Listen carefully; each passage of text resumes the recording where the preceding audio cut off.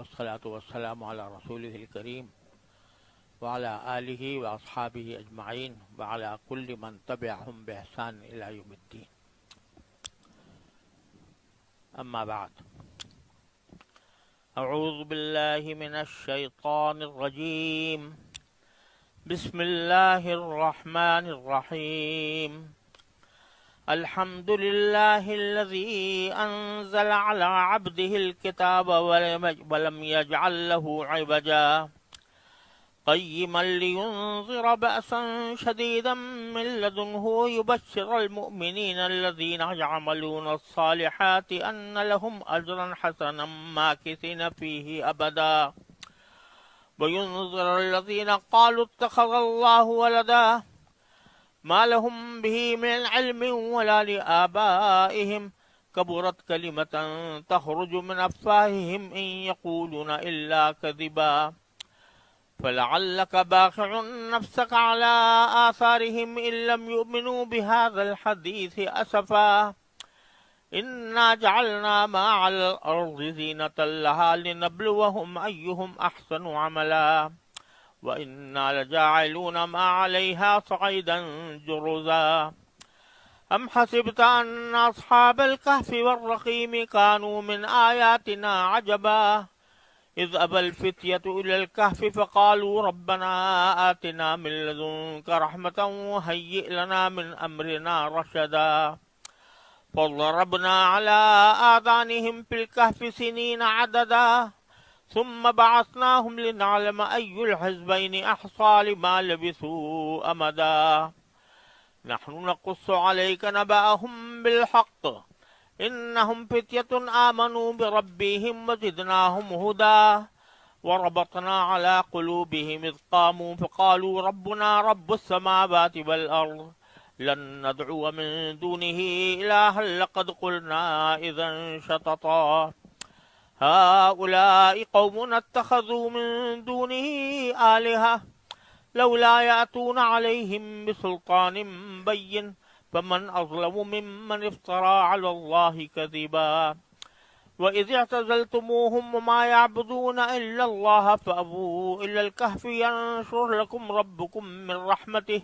ويهيئ لكم من أمركم مرفقا وترى الشمس إذا طلعت تزاور عن كهفهم ذات اليمين وإذا غربت تقرضهم ذات الشمال وهم في فجوة منه ذلك من آيات الله من يهد الله فهو المهتد ومن يضلل فلن تجد له وليا مرشدا وتحسبهم أيقاظا وهم رقود ونقلبهم ذات اليمين وذات الشمال وكلبهم باسط ذراعه بالوصيد لو اطلعت عليهم لوليت منهم فرارا ولملئت منهم رعبا وكذلك بعثناهم ليتساءلوا بينهم قال قائل منهم كم لبثتم قالوا لبثنا يوما أو بعض يوم قالوا ربكم أعلم بما لبثتم فابعثوا أحدكم ببريقكم هذه المدينة فلينظر أيها أزكى طعاما فلياتكم برزق منه وليتلطف ولا يشعرن بكم أحدا إنهم إن يظهروا عليكم يرجموكم أو يعيدوكم في ملتهم ولن تفلحوا إذا أبدا وكذلك أعثرنا عليهم ليعلموا أن وعد الله حق وأن الساعة لا ريب فيها إذ يتنازعون بينهم أمرهم فقالوا ابنوا عليهم بنيانا ربهم أعلم بهم قال الذين غلبوا على أمرهم لنتخذن عليهم مسجدا سيقولون ثلاثة رابعهم كلبهم ويقولون خمسة سادسهم كلبهم رجما بالغيب ويقولون سبعة وثامنهم كلبهم قل ربي أعلم بعدتهم ما يعلمهم إلا قليل ولا تمار فيهم إلا مراء ظاهرا ولا تستفت فيهم منهم أحدا. یہ سورہ کہف کی ابتدائی 22 آیتیں ہیں جو میں نے تلاوت کی ہیں. یہ سورۃ الکہف ایک خاص تناظر میں نازل ہوئی تھی. جس کی تفصیل بعض روایات سے معلوم ہوتی ہے کہ یہودیوں سے مشرکین مکہ نے یہ پوچھا تھا کہ ہمارے ہاں محمد صلی اللہ علیہ وسلم نبوت کا دعویٰ کرتے ہیں، تو ہمیں ذرا معلوم کرنا ہے، ہمیں تو نبوت کا کوئی پتہ نہیں ہے کیونکہ ہم تو کسی نبی پر ایمان رکھتے نہیں ہیں۔ آپ کے ہاں انبیاء پر بھی ایمان ہوتا ہے، آپ کتابوں پر بھی ایمان رکھتے ہیں، تو کوئی ایسی بات بتائیں کہ جو ہم ان سے پوچھیں، جس کے نتیجے میں وہ جو جواب دیں تو اس سے پتہ چل جائے کہ وہ سچے ہیں یا جھوٹے ہیں۔ تو انہوں نے مشرکین کو 3 سوال کرنے کا حکم دیا تھا کہ آپ رسول کریم صلی اللہ علیہ وسلم سے 3 باتیں پوچھیں۔ اگر وہ ان کا صحیح جواب دے دیں گے تو اس کا مطلب یہ ہوگا کہ وہ واقعی سچے ہیں۔ ایک بات تو انہوں نے پوچھی تھی کہ روح کے بارے میں سوال کریں کہ روح کی حقیقت کیا ہے۔ اس کا ذکر پہلے سورہ بنی اسرائیل میں گزر گیا، اور وہاں چونکہ اللہ تعالیٰ نے یہ فرمایا کہ روح کی حقیقت کوئی بیان کر ہی نہیں سکتا، اس لیے اس کو الگ سے سورہ بنی اسرائیل میں اللہ تعالیٰ نے ذکر فرما دیا۔ باقی 2 سوال یہ کیے گئے تھے کہ آپ ہمیں وہ عجیب واقعہ سنائیں کہ جس میں کچھ لوگ تھے، بلکہ انہوں نے 7 کا لفظ کہا تھا کہ 7 افراد تھے جو کافروں سے فرار ہو کر ایک غار میں جا کر چھپ گئے تھے اور وہاں کئی سو سال سوتے رہے اور پھر زندہ ہوئے۔ عجیب واقعہ ان کا، وہ سنائیے۔ تو رسول کریم صلی اللہ علیہ وسلم، اور تیسرا سوال یہ کیا تھا کہ اس بادشاہ کا ہمیں حال سنائیے جس نے مشرق و مغرب اور شمال و جنوب دنیا کے چاروں اطراف میں سفر کیا تھا۔ تو اس کے ان 2 سوال جو تھے، ایک وہ لوگ کہ جو غار میں پڑے سوتے رہے تھے اور پھر اللہ نے ان کو زندگی حالت میں اٹھایا اور وہ ان کی ایک کرامت اللہ نے ظاہر فرمائی، تو اس کا واقعہ اس صورت میں بیان کیا گیا ہے، اور اسی لیے اس کو سورۃ الکہف کہتے ہیں۔ کہف کے معنی غار کے ہوتے ہیں۔ اور دوسرا واقعہ ذوالقرنین کا ہے جو اسی صورت میں سب سے آخر میں بیان ہوا ہے۔ تو رسول کریم سرورت عالم صلی اللہ علیہ وسلم نے یہ قرآن کریم نے یہ واقعات بیان فرما دیے، نبی کریم صلی اللہ علیہ وسلم نے ان کو بتا دیے، جس سے رسول کریم صلی اللہ علیہ وسلم کی نبوت کا اس بات ہو گیا۔ اسی لیے اس کو سورۃ الکہف کہا جاتا ہے کہ اس میں پہلا واقعہ اس میں غار والوں کا بیان کیا گیا ہے۔ اس سورہ کہف کی کچھ فضیلتیں بھی احادیث میں وارد ہوئی ہیں۔ ایک صحیح حدیث میں جو مسلم شریف وغیرہ میں مروی ہے، یہ ہے کہ جو شخص سورہ کہف کی ابتدائی 10 آیتیں یاد کر لے اور اس کو پڑھے تو وہ دجال کے فتنے سے محفوظ رہے گا۔ اور بعض روایتوں میں آخری 10 آیتوں کے بارے میں یہ بات کہی گئی ہے۔ اور یہ بھی کہا گیا ہے، ایک روایت میں ہے جو رسول کریم صلی اللہ علیہ وسلم سے تو نہیں لیکن بعض صحابہ و تابعین سے مروی ہے، کہ جمعہ کے دن سورہ کہف اگر کوئی شخص پڑھے تو اس کے لیے اللہ تبارک و تعالی زمین و آسمان میں پھیلا ہوا ایک نور پیدا فرما دیتے ہیں، اور وہ اگلے جمعہ تک اس کے گناہوں کی مغفرت کا سبب بنتا ہے۔ تو اسی لیے جمعہ کے دن سورہ کہف پڑھنے کا معمول بزرگوں کا ہمیشہ سے رہا ہے۔ اسی طرح ایک موقوف روایت میں یہ بھی ہے کہ سورہ کہف کی آخری 5 آیتیں اگر کوئی پڑھ کے سوئے تو جس وقت اٹھنے کی نیت سے وہ پڑھے گا تو اس وقت اللہ تبارک و تعالیٰ اس کی آنکھ کھلوا دیں گے۔ یہ فضائل بھی سورہ کہف کے وارد ہوئے ہیں، اور صحابہ کرام سے مروی ہے کہ سورہ کہف کی وہ بکثرت تلاوت کیا کرتے تھے اور اس کو اپنے لیے بہت برکت اور رحمت کا ذریعہ سمجھتے تھے۔ اس کی جو پہلی آیت ہے سورہ کہف کی، وہ شروع ہوئی ہے الحمدللہ الذی انزل علی عبدہ الکتاب، کہ تمام تعریفیں اللہ کی ہیں جس نے اپنے بندے پر کتاب نازل کی۔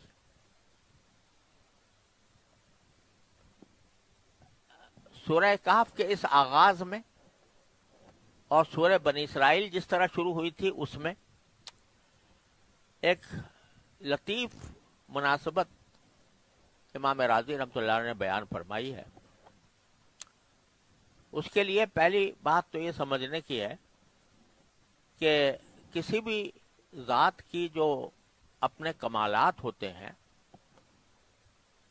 ایک تو وہ ہوتے ہیں جو اس کی ذات کی اپنی صفات ہیں، اعلیٰ درجے کے اس کے اندر کمالات ہیں، تو اس کو کہا جاتا ہے یہ بڑی عظیم شخصیت ہے، عظیم ذات ہے۔ اور اس کا دوسرا پہلو یہ ہوتا ہے کہ اس ذات سے دوسروں کو فائدہ پہنچے، دوسروں کو اس سے نفع پہنچے، دوسرے لوگوں کے لیے وہ فائدہ مند ثابت ہو، تو یہ دوسری عظیم صفت ہوتی ہے۔ تو حضرت امام راضی رحمۃ اللہ علیہ فرماتے ہیں کہ یہ سورہ بنی اسرائیل یا سورہ اسراء وہ شروع ہوئی ہے سبحانہ سے، سبحان الذی اسری بعبدہ، اور یہ شروع ہوئی الحمدللہ سے۔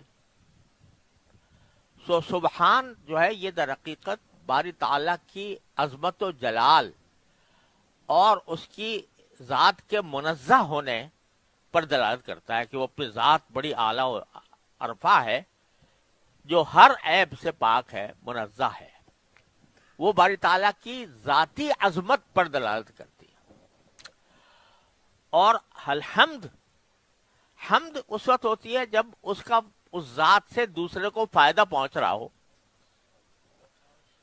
اس ذات سے کسی کو جو فائدہ پہنچا، اس کو کوئی نعمت حاصل ہوئی، اس کو کوئی علم حاصل ہوا، اس کو صحت حاصل ہوئی، تو اس پر اس ذات کے لیے کہا جاتا ہے کہ اس کے لیے شکر ہے، اس کی تعریف ہے۔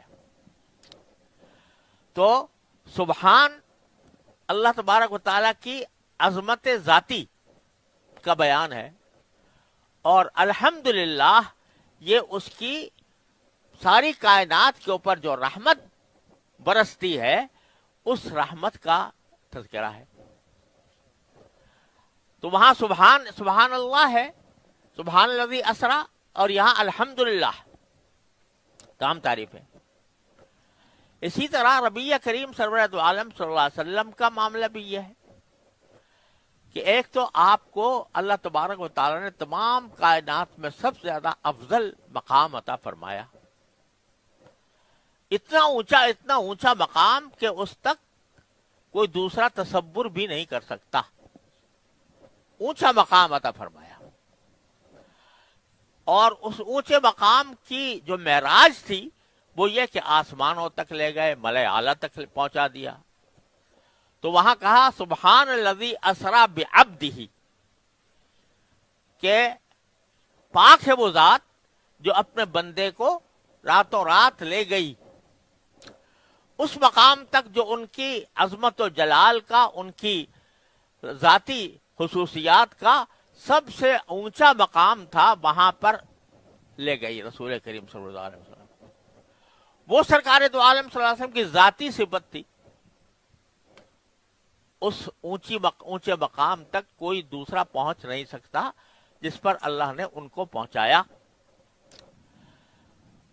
لیکن دوسری صفت باری نبی کریم صلی اللہ علیہ وسلم کی یہ تھی کہ آپ کی ذات سے دوسروں کو فائدہ پہنچے، آپ کی ذات سے دوسرے لوگوں کو حق کی رہنمائی ہو، ایمان حاصل ہو۔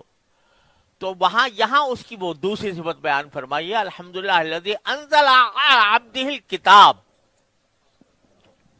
تعریفیں اس اللہ کی ہیں جس نے اپنے بندے پر کتاب نازل فرمائی۔ وہاں کہا تھا پاک ہے وہ ذات جو اپنے بندے کو لے گئی کہاں؟ اعلی مقام تک۔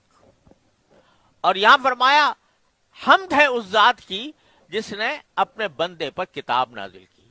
تو وہ بیان تھا اللہ کی بھی ذاتی عظمت و جلال کا اور نبی کریم صلی اللہ علیہ وسلم کی اس ذاتی صفت کا جو تمام صفات پر بالا ہے. اور یہاں باری تعالیٰ کا ذکر ہے اس کی حمد کے ساتھ کہ اس نے ساری کائنات کو نفع پہنچایا ہے. تو اسی طرح محمد الرسول اللہ صلی اللہ علیہ وسلم کی جو دوسری حیثیت ہے معلم کی اور ہادی کی، رہنما بننے کی، اس کا ذکر فرمایا. وہاں اسرا بعبدہ لیلا من المسجد الحرام، یہاں انزل عبد الکتاب. اس نے اپنے بندے کو وہاں اونچے لے گئے آسمانوں تک، ملائے اعلیٰ تک، اور یہاں کتاب اتاری اس بندے کے اوپر. انزل علی عبدہ الکتاب، تاکہ اس کتاب سے ساری انسانیت کو فائدہ پہنچے. انزل علی عبدہ الکتاب ولم یجعل لہ عوجا، اور اس کتاب کے اندر کوئی ٹیڑھ نہیں رکھی. ٹیڑھ نہیں رکھی یعنی کوئی ایسا اس میں خلل نہیں ہے، کوئی ایسا نقص نہیں ہے کہ کوئی آدمی اس کے اوپر اعتراض کرے اور اعتراض سچا ہو، صحیح ہو. کوئی خلل اس میں اللہ تعالیٰ نے نہیں رکھا. یہاں پر بھی بات یہ ہے کہ ایک ایسی چیز ہے جس میں کوئی عیب نہیں، کہ سبحان کے معنی پاک، جو ہر عیب سے پاک ہے. اسی طرح کتاب کا بھی معاملہ یہ ہے کہ یہ کتاب ایسی ہے، پہلی صفت اس کی یہ ہے کہ اس میں کوئی نقص نہیں، کوئی عیب نہیں. اور دوسری صفت یہ قیمن، کہ یہ جو ہے ٹھیک اتاری گئی ہے. اس ایک معنی تو یہ ہے کہ سیدھی اور صاف اتاری گئی ہے. دوسرے معنی قیم کے ہوتے ہیں نگراں کے، کہ یہ نگرانی کرنے والی ہے کتاب، یعنی انسان کے عقیدوں کی، اس کے اعمال کی، اس کی زندگی کی نگرانی کرتی ہے. تو یہاں پر بھی دو باتیں ہیں کہ اس کی ذاتی حسن تو یہ ہے کہ اس میں کوئی عیب نہیں، اور دوسروں کو فائدہ پہنچانے کا وصف یہ ہے کہ یہ قیم ہے، یعنی نگراں ہے تمام لوگوں کے لیے. تو تینوں جگہوں پر ذاتی وصف بھی بیان کیا اور دوسرے لوگوں تک اس کے فائدہ پہنچانے کا ذکر بھی فرمایا. اور وجہ بیان فرمایا کہ لِيُنذِرَ بَأْسًا شَدِيدًا مِّن لَّدُنْهُ، یہ کتاب اللہ نے اس لیے اتاری تاکہ اللہ تبارک و تعالی اپنی طرف سے ایک سخت عذاب سے آگاہ کرے لوگوں کو. وَيُبَشِّرَ الْمُؤْمِنِينَ الَّذِينَ يَعْمَلُونَ الصَّالِحَاتِ، اور جو مومن نیک عمل کرتے ہیں ان کو خوشخبری دے. دو باتیں ہیں، لوگوں کو عذاب سے ڈرائے، اس سے آگاہ کرے، اگر تم سیدھے نہ ہوئے تو عذاب کا سامنا کرنا پڑے گا. اور جو لوگ نیک عمل کرتے ہیں ان کو خوشخبری دے، ان لہم اجرا حسنا، خوشخبری یہ دے کہ ان کو بہترین اجر ملنے والا ہے. ماکثین فیہ ابدا، جس میں وہ ہمیشہ ہمیشہ رہیں گے. تو جو دو بنیادی مقصود تھے وہ تو عمومی طور پر بیان فرما دیے قرآن کے نازل ہونے کے. ایک یہ کہ لوگوں کو عذاب آخرت سے آگاہ کرے، ڈرائے، اور نیک لوگوں کو خوشخبری دے کہ ان کو اچھا اجر ملنے والا ہے، اور وہ اجر بھی ایسا ہوگا کہ اس میں ہمیشہ رہیں گے، کبھی اس سے نکلنے کی ضرورت پیش نہیں آئے گی. پھر آگے جن لوگوں کو ڈرانا مقصود ہے یا آگاہ کرنا مقصود ہے، ان میں سے ایک بہت بڑی جماعت مشرکین کی ہے جو اللہ کے ساتھ کسی کو شریک ٹھہراتے ہیں. ان مشرکین میں بھی سب سے زیادہ جو انتہائی بیوقوفانہ نظریہ ہے وہ ان لوگوں کا ہے جو خدا کے لیے کوئی اولاد مانتے ہیں. لہذا اس کا ذکر کیا، اور کہ وَيُنذِرَ الَّذِينَ قَالُوا اتَّخَذَ اللَّهُ وَلَدًا، اور اس لیے کتاب نازل کی ہے تاکہ ان لوگوں کو متنبہ کرے جو یہ کہتے ہیں کہ اللہ نے کوئی بیٹا رکھا ہوا ہے، بیٹا بنا رکھا ہے. اب اس میں ایک تو عیسائی اللہ حضرت عیسیٰ علیہ السلام کو بیٹا کہتے ہیں اللہ کا، دوسرے مشرکین ملائکہ کو اللہ کی بیٹیاں کہتے تھے، اور بعض یہودی حضرت عزیر علیہ السلام کو اللہ کا بیٹا کہتے تھے. تو ان سب کی طرف اشارہ ہے. اور اللہ نے کے لیے بیٹا یا اولاد ہونے کا جو نظریہ ہے اس کا بات فرما دیا ما لہم بہ علم، کہ اس کے بارے میں ان کو کوئی حقیقی علم نہیں ہے، یعنی کوئی ایسی دلیل ہی نہیں ہے جو بتائے کہ اللہ کا کوئی بیٹا ہوگا. وَلَا لِآبَائِهِمْ، اور نہ ان کے باپ دادوں کے پاس کوئی دلیل تھی کہ اللہ کا کوئی بیٹا ہوگا. کبورت کلمۃ تخرج من افواہہم، اس بات یہ بڑی سنگین بات ہے. کبورت کلمتن، بڑی سنگین ہے وہ بات جو ان کے منہ سے نکل رہی ہے. ان یقولون الا کذبا، وہ جو کچھ کہہ رہے ہیں وہ جھوٹ کے سوا کچھ نہیں.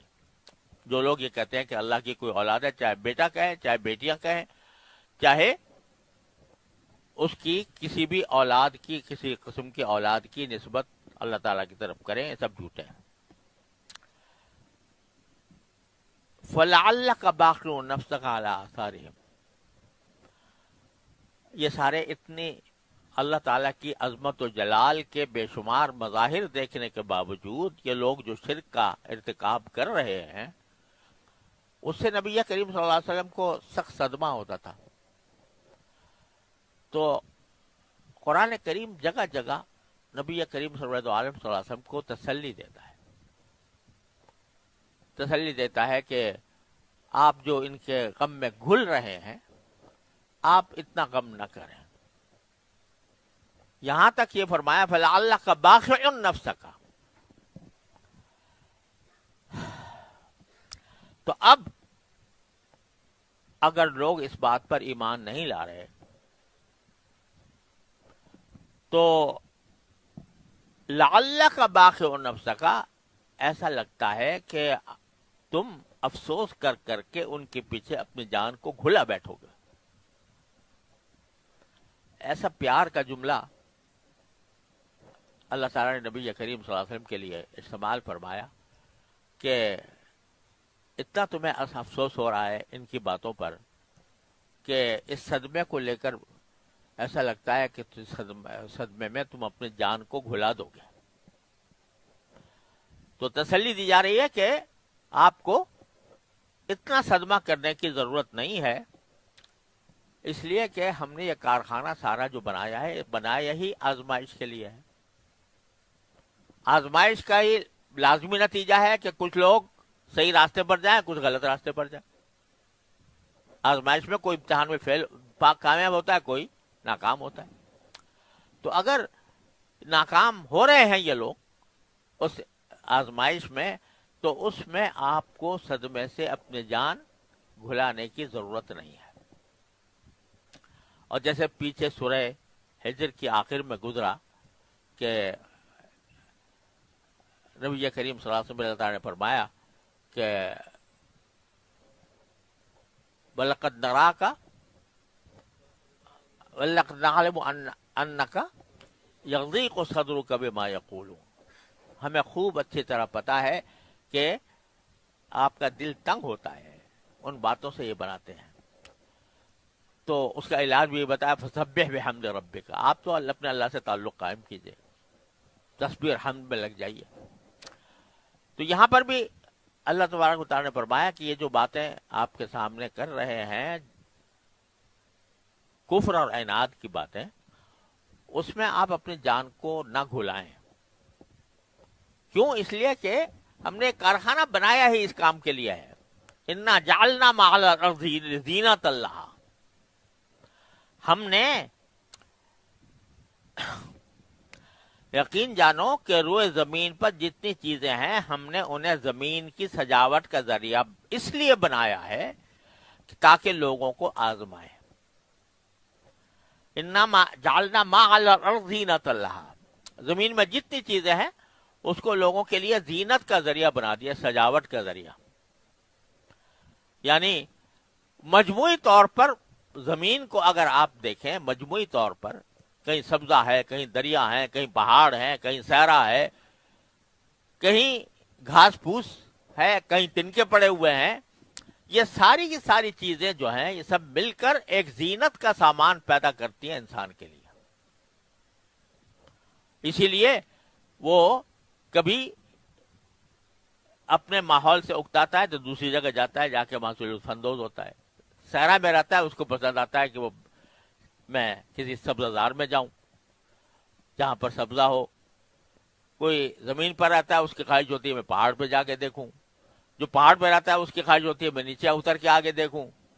تو ساری زمین کی چیزوں کو ہم نے زینت بنا رکھا ہے کہ وہ زینت کے لیے لوگ جو ہیں ادھر سے ادھر سفر کرتے رہتے ہیں. تو صحرا بھی زینت ہے. جو لوگ سبزوں میں رہتے ہیں، سرسبز علاقوں میں رہتے ہیں، ان کو صحرا اچھا لگتا ہے. جو گرم علاقوں میں رہتے ہیں ان کو سردی اچھی لگتی ہے. جو سرد علاقوں میں رہتے ہیں ان کو گرمی اچھی لگتی ہے. تو ساری زمین بحثیت مجموعی انسان کے لیے ایک زینت کا سبب بنا دی ہے. کیوں بنائیے؟ لِنَبْلُوَهُمْ أَيُّهُمْ أَحْسَنُ عَمَلًا، تاکہ ہم انہیں آزمائیں کہ کس کا عمل زیادہ اچھا ہے. کس کا عمل زیادہ نہیں، کس کا عمل زیادہ اچھا ہے. یعنی اچھا وہ ہے جو شریعت و سنت کے مطابق ہو اور اخلاص کے ساتھ ہو، وہ اچھا ہے. تو اس کو جانچنے کے لیے، آزمانے کے لیے ہم نے ساری زینت کی چیزیں زمین کے اوپر پیدا کی ہیں کہ کون ہے جو ان زینت کی چیزوں میں محو ہو کر اپنے اللہ کو بھلا دیتا ہے اور اسی دنیا کو سب کچھ سمجھ بیٹھتا ہے، اسی کی فکر میں پڑا رہتا ہے. اور کون ہے جو یہاں پر اس زینت کی چیزوں کو سمجھتا ہے یہ سب ختم ہونے والی ہیں، ایک وقت آئے گا کہ یہ سب ختم ہو جائیں گی، تو مجھے اپنی اگلی زندگی کا سامان کرنا چاہیے. چنانچہ فرمایا ہم نے زینت تو بنا دی ہے ساری زمین کو. وَإِنَّا لَجَاعِلُونَ مَا عَلَيْهَا صَعِيدًا جُرُزًا، اور ایک وقت ایسا آنے والا ہے کہ روئے زمین پر جو کچھ ہے ایک دن ہم اسے ایک سپاٹ میدان بنا دیں گے. جو پہاڑ تھے وہ بھی ریزہ ریزہ ہو جائیں گے، جو سبزہ تھا وہ بھی فنا ہو جائے گا، جو دریا تھے وہ بھی ختم ہو جائیں گے، اور ایک سپاٹ میدان بن جائے گا. پوری زمین ایک سپاٹ میدان بن جائے گی. یہ وقت آنے والا ہے. تو ہم نے لوگوں کو آزمانے کے لیے یہ زینت کی چیزیں پیدا کی ہیں تاکہ دیکھیں کہ آیا ان زینت کی چیزوں میں محو ہو کر وہ آخری انجام سے بے خبر ہو جاتے ہیں، یا یہ کہ اپنے لیے آخری انجام کے لیے، اپنے آخری انجام کے لیے کچھ بہتر عمل کرتے ہیں. لہذا جب ہم نے پیدا ہی یہ کیا ہے کارخانہ، تو اگر کوئی نہیں مان رہا تو آپ اس پر اپنی جان کو گھلانے کی فکر نہ کریں. اب آ گئے اس بات کی طرف، وہ جو سوال کیا گیا تھا یہودیوں کی طرف سے. یہودیوں نے کہا تھا کہ یہ پوچھو نبی کریم صلی اللہ علیہ وسلم سے کہ ان لوگوں کا بڑا عجیب واقعہ ہے جو 7 آدمی تھے اور پھر وہ سو گئے تھے، صدیوں تک سوتے رہے، پھر اللہ نے ان کو اٹھا دیا تھا. تو قرآن یہاں سے شروع کرتا ہے کہ ام حسبت ان اصحاب الکہف والرقیم کانوا من آیاتنا عجبا، کیا تمہارا یہ خیال ہے کہ غار اور رقیم والے لوگ ہماری نشانیوں میں سے کچھ زیادہ ہی عجیب چیز تھے؟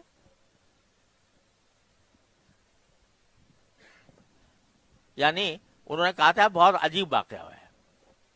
تو عجیب جو انہوں نے کہا تھا اس نقطہ سے کہا تھا کہ دنیاوی عقل سے ماورا نظر آتی ہے بات، اس لیے اس کو عجیب کہا تھا. تو قرآن کہہ رہا ہے کہ کیا تم یہ سمجھتے ہو کہ وہ بہت عجیب واقعہ تھا؟ ارے بھائی، اللہ کی قدرت کے آگے تو کوئی چیز بھی عجیب نہیں ہے. تو کیا تمہارا خیال یہ ہے کہ غار والے لوگوں کا ہماری نشانیوں میں کچھ زیادہ عجیب چیز تھی؟ مطلب یہ کہ اتنی زیادہ عجیب چیز نہیں تھی. اللہ کی قدرت سے کوئی چیز بھی عجیب نہیں ہوتی. اصحاب الکہف تو کہا تھا، اصحاب الکہف کے معنی غار والے. ساتھ میں بررقیم، رقیم کا لفظ، اصحاب الکہف بررقیم. یہ رقیم کیا ہے؟ اس کے بارے میں بہت سے مفسرین نے تو یہ کہا کہ رقیم اصل میں کہتے ہیں لکھی ہوئی چیز کو، مرقوم کے معنی میں ہے.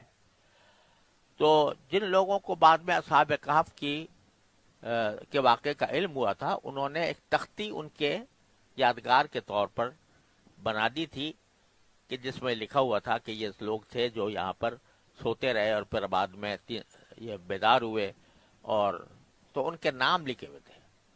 اس تختی کو رقیم کہا جاتا ہے جس پر یہ نام لکھے ہوئے تھے. اور بعض یہ بھی کہا کہ یہ رقیم اس بستی کا نام تھا جس بستی میں یہ غار واقع تھا. اس کے بارے میں بڑی مورخین نے، بہت جغرافی والوں نے، مورخین نے کہ کہاں تھا یہ واقعہ، کہاں ہوا تھا. تو کسی نے کہا اندلس میں، کسی نے کہا ترکی میں، افسوس ایک جگہ ہے اس کے بارے میں کہا گیا تھا. اور اب حال میں جو ذرا کچھ زیادہ نسبتاً آثار کے لحاظ سے نسبتاً زیادہ قریب بات معلوم ہوتی ہے، وہ یہ کہ عمان، اردن کے شہر عمان کے قریب ایک غار ملا ہے.